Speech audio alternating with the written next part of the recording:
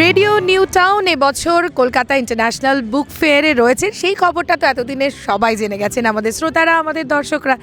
কিন্তু এখন আমি যেখানে রয়েছি সেটা হচ্ছে জাগো বাংলার ভীষণ একটা উজ্জ্বল একটা স্টলে। শুধু স্টল তো নয়, একটা দারুণ একটা বাগান প্রাঙ্গণ। সারাদিন সেখানে নাচ গান আবৃত্তি নানান কালচারাল অনুষ্ঠান হচ্ছে। এবং আজকে কি সৌভাগ্য আমার, পেয়ে গেছি আমাদের খুব প্রিয় দোলাদিকে।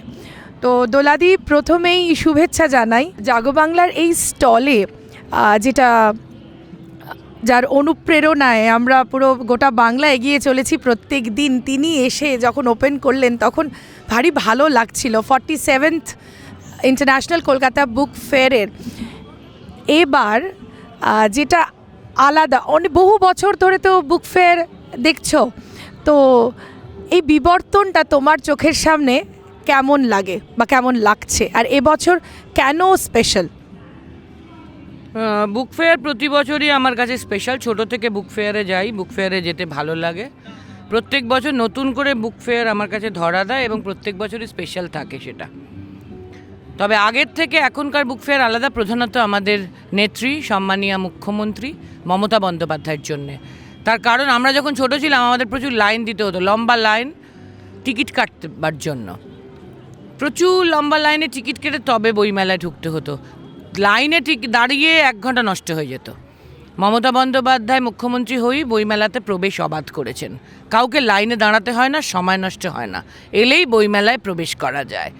এই সরকারি সহযোগিতা আগের আমলে আমরা কখনো দেখিনি। এটা বইমেলার একটা খুব বড় বৈশিষ্ট্য।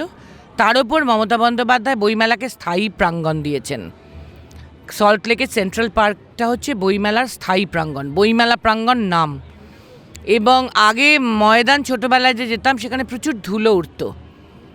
বইমেলার স্থায়ী প্রাঙ্গণে প্রচুর পেভার ব্লক ইত্যাদি দিয়ে আমাদের সরকারের পক্ষ থেকে, কেএমডিএ এবং বিএমসির পক্ষ থেকে সাজানো হয়েছে। ফলে ধুলো ময়দানের তুলনায় ওড়ে না বললেই চলে। সারাদিন রাস্তায় থাকলে কিছু ধুলো আমাদের খেতে হয়, কিন্তু প্রধানত ওড়ে না বললেই চলে। আমাদের ছোটোবেলার ধুলো খাওয়া বইমেলায় মনে আছে ময়দানের, সেটা এখন পাওয়া যায় না। এখন মমতা বন্দ্যোপাধ্যায়ের সহযোগিতায়, আমাদের সরকারের সহযোগিতায় এই কলকাতা ইন্টারন্যাশনাল বুক ফেয়ার সারা পৃথিবীর সমস্ত বইমেলার মধ্যে দ্বিতীয় বা তৃতীয়তে পৌঁছেছে। মমতা বন্দ্যোপাধ্যায় এবছর বইমেলার উদ্বোধনে ঘোষণা করেছেন, এটা প্রথম হওয়া চাই। আমাদের দৃঢ় বিশ্বাস উনি যখন আছেন আমরা প্রথম নিশ্চয়ই হতে পারবো। ধন্যবাদ। একদম আমরা প্রথম শ্রেণীতে প্রথম হব, একেবারে ফার্স্ট ক্লাস ফার্স্ট যাকে বলে। আর এটা বলতেই পারি যে এবারের আয়োজন যারা আসছেন তারা প্রত্যেকেই বলছেন অনবদ্য, অসাধারণ। তো ধন্যবাদ দিদিকে, এবং আমার সামনে যে দিদি রয়েছেন দোলাদিকেও জানাই অসংখ্য ধন্যবাদ আমার সঙ্গে এই আলাপচারিতার জন্যে।